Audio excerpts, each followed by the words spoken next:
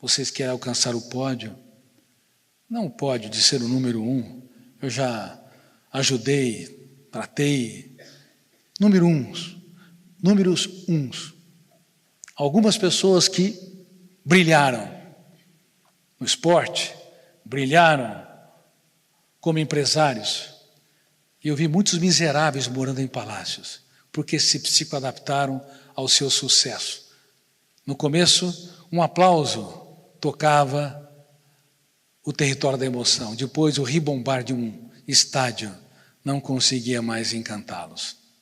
A psicoadaptação, ela é importante para que você diminua a dor diante de uma perda, de uma crise, de uma frustração ou fracasso. Aí você deixa de gravitar na órbita da dor e se reinventa, mas ela pode ser altamente encarcerante quando te faz perder a sensibilidade. Quando você valoriza mais um desafeto do que 100 pessoas que te apoiaram. Quando você valoriza mais um fracasso do que toda a história de resiliência que você já teve. Quando você rumina perdas, mágoas e frustrações. E não rumina aquilo que você superou, conquistou, e os períodos em que você se reinventou. Quem é que, de vez em quando aqui, sejam honestos e honestas, são meus alunos, rumina perdas, mágoas e frustrações? Levante as mãos. Quantas pessoas? Vocês podem ser justas com os outros, mas sobre o ângulo do programa de gestão da emoção, do eu como líder da mente humana, vocês são injustos com vocês. Podem ser ótimos para a sociedade, mas não são para si. Quem rumina perdas, mágoas e frustrações acrescentam pelo menos 10 anos na sua idade emocional. Quem sofre por antecipação aqui? Levante as mãos. Mais 10 anos. Quem é impaciente ou intolerante aqui? Levante as mãos. Mais uns 15 anos. Quem tem dificuldade de conviver com pessoas lentas aqui? Levante as mãos. Vocês não têm vergonha? Mais 10 anos.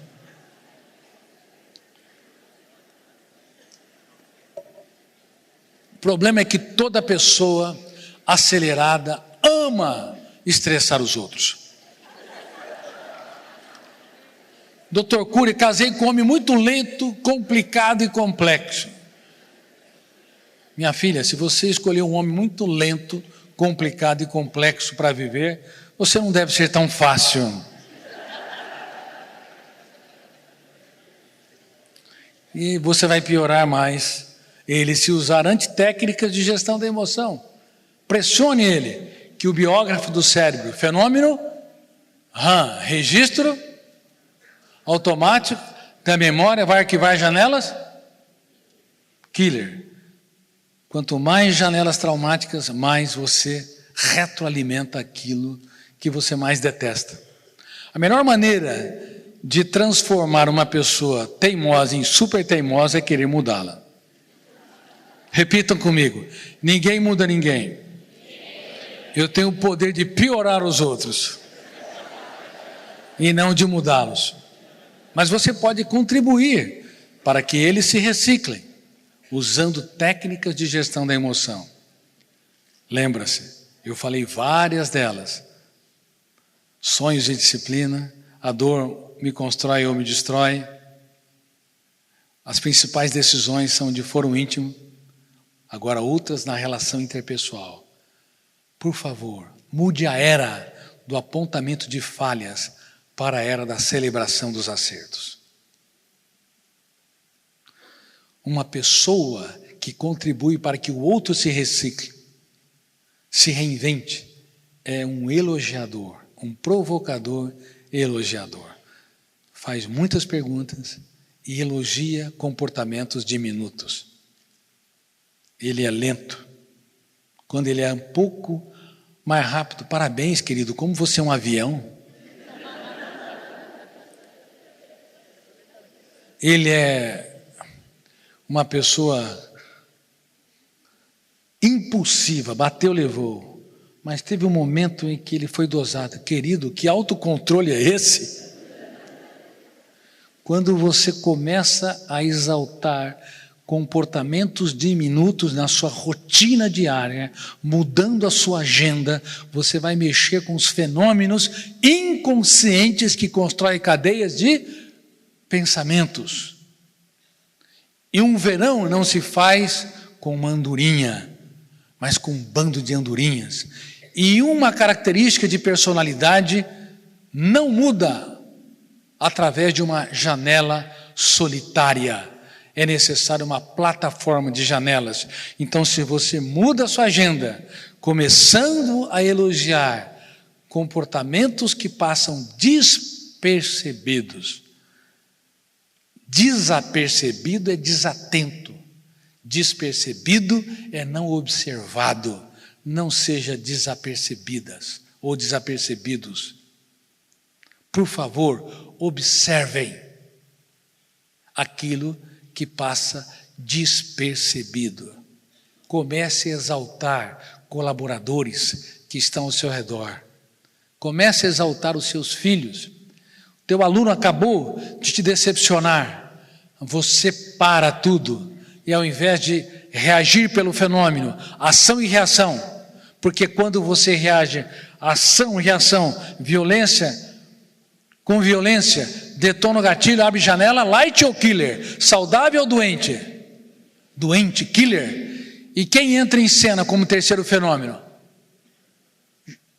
Gatilho da memória, janela, terceiro fenômeno, âncora. Ela fixa o navio da leitura da memória naquela área pontiforme.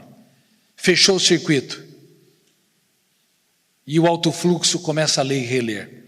E o teatro mental que começa pelo inconsciente continua pelo inconsciente. E o eu vai para a plateia como espectador passivo e não como autor da própria história. Agora vocês entendem por que o ser humano faz guerras sendo tão mortal. Por quê? Porque detona o gatilho, abre a janela aqui, fecha o circuito, retroalimenta-se com um alto fluxo. E o eu não consegue ser autor da própria história, não consegue perceber que a vida é efêmera, é breve, como eu disse, como névoa que por um instante aparece e logo se dissipa aos primeiros raios solares do tempo. Porque pais elevam o tom de voz de maneira desproporcional, porque casais dizem: eu prometo que te amarei na saúde e na doença, na alegria e na tristeza, na miséria e na fortuna, por todos os dias da minha vida eu minto que te amarei. Na verdade, tem boas intenções, tem desejos, mas não é um projeto de vida. Desejos não são sonhos. E lembre-se, o inferno emocional está cheio de pessoas bem intencionadas.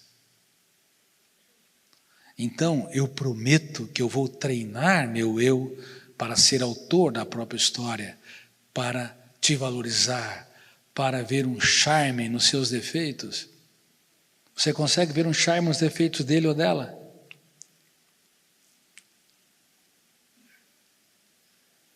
Ela é admiravelmente estressante.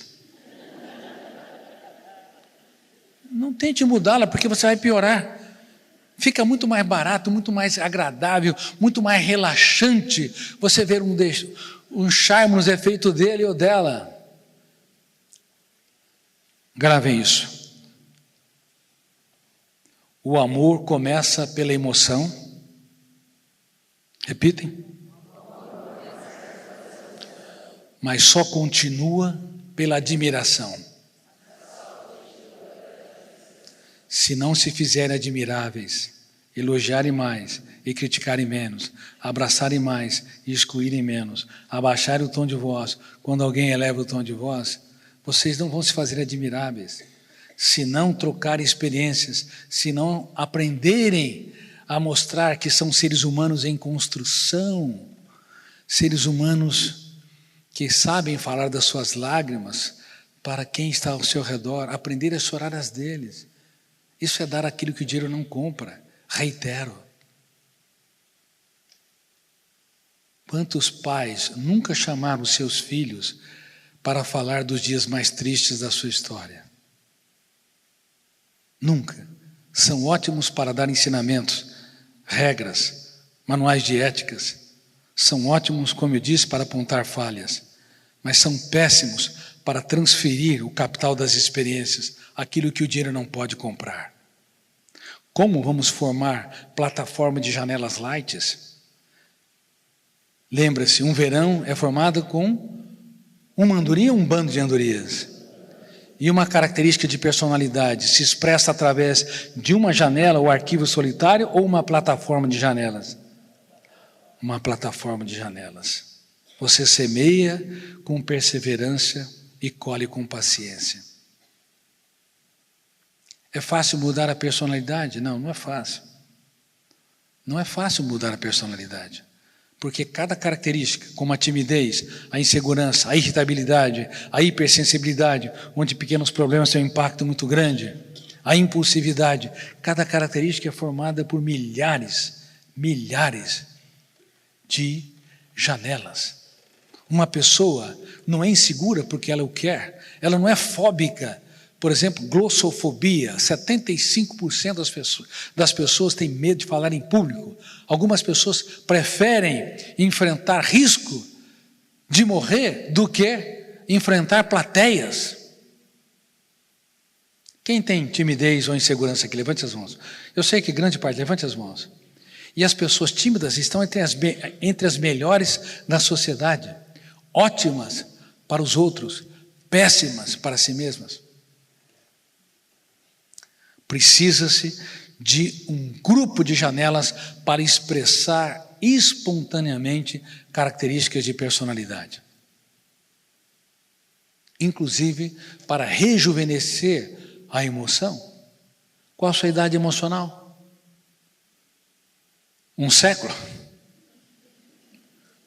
Você quer ver outra característica que tem me preocupado demais? Em todos os países que eu dou conferência é a mesma coisa. Quem é que cobra demais de si mesmo? Levante as mãos. Parabéns, estão aptos para trabalhar numa financeira. Cobrar demais de si mesmo é ser um carrasco da saúde mental, um algoz. Toda pessoa que cobra demais pode ser ótimo para a sociedade, mas não é para si. E outra coisa, cobrar demais de si pode gerar plataformas que impedem a ousadia, a capacidade de libertar o pensamento mais complexo. Qual que é? Dialético ou antidialético? Antidialético, o pensamento imaginário para dar respostas brilhantes e ousadas nas situações estressantes. Quem cobra demais de si acaba tendo dificuldades de pensar multifocalmente para dar respostas em ambientes onde há plateias, públicos grandes ou trabalho em equipe. São pessoas notáveis, mas não para si.